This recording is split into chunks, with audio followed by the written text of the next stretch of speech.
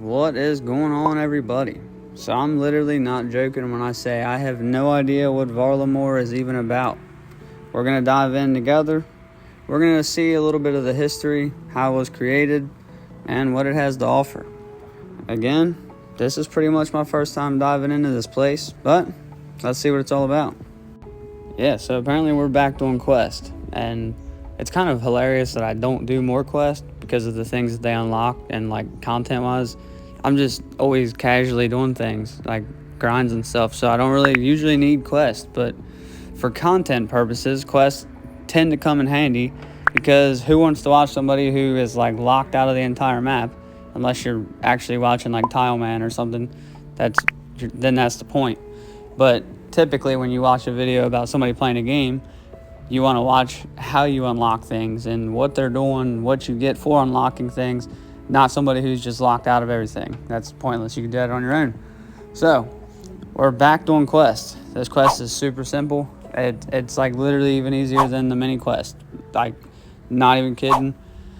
Obviously, though, this is just a quest to introduce you to Varlamore, so don't expect it to be too hard. Why would they do that? Then nobody would do it.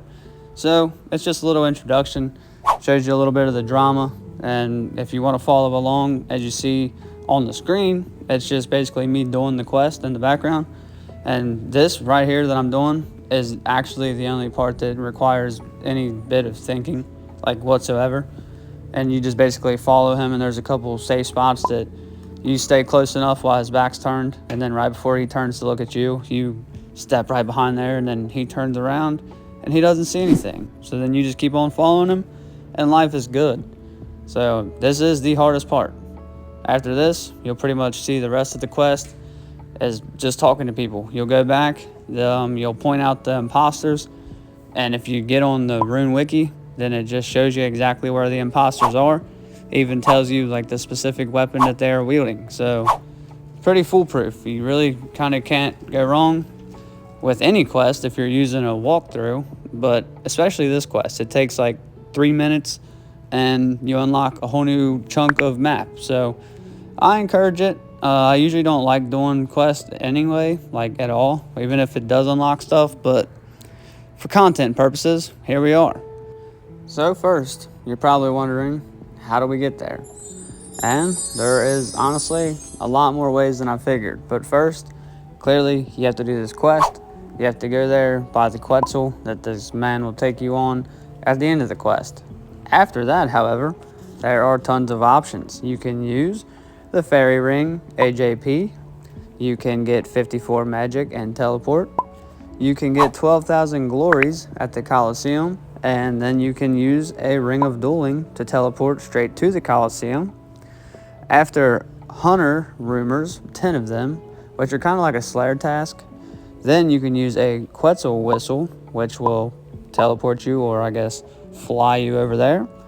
And last but probably my favorite way is you can talk to the person in the hunting guild who will then take your hunting cape and or your max cape.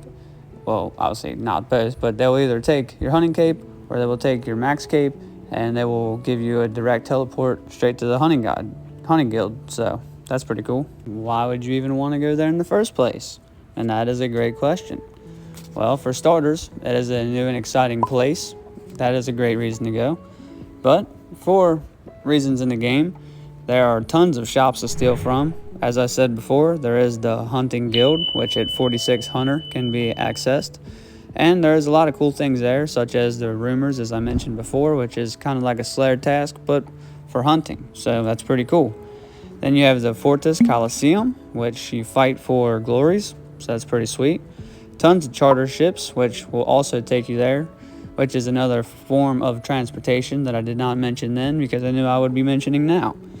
You also have mining sites, you have teak trees, you have 5 different quests that you can do while you're there, and you have a ton of other stuff like ancient burial sites and museums and just different things that you can get into that's not even necessarily related to like quest or skilling. It's just kind of cool things, different lore, different things that you haven't seen before. And the reason why you haven't seen it before is because This place is actually located so far away from the mainland that they kind of have adapted their own style and their own culture. They have their own languages. They even have their own religions. And it is largely based off of like Central South America. And it's pretty evident when you see the Quetzals and just how everyone's dressed. It's kind of like just a different way of living there. I mean, you see like a lot of different features with the trees, the landscaping, the way that they build things. It's a lot more of like a Aztec-y type of feel, more of like a jungly type vibes, just like trees and bushes and crazy plants, and just a lot more tropical looking would be the word I would use compared to the rest of Gillinor anyway. The last thing I would like to go over is probably my favorite thing about this place, and that is basically the idea of it, the concept, the birth, where it came from, and that's Reddit. That's right. A man named Gentle Tractor came up with this idea back in 2016, and although maybe it wasn't as flushed out as it is now, it was still pretty sweet ideas, and some of the very original things that he had back in 2016 still found their way into the game today. And even more interesting, it's still being released. Only one part has been released. We do have a date set for a couple months for the second part, but we don't even have a release date for the third part. So, I mean, things could still change. You could still cast your votes. You can still place your opinions. And you might even impact the way that this place ends up being in the long run. So, if you're interested in it, I suggest checking that out, learning more about it, casting your vote, and just basically letting me know how you feel about it in the comments below. I want to hear all about it, how you felt about this video, how you feel about the update in general, the quest, the content, and everything in between. Thank you all so much for watching. I definitely appreciate it as always. Keep up the grinds, and I will see y'all next time. Peace out.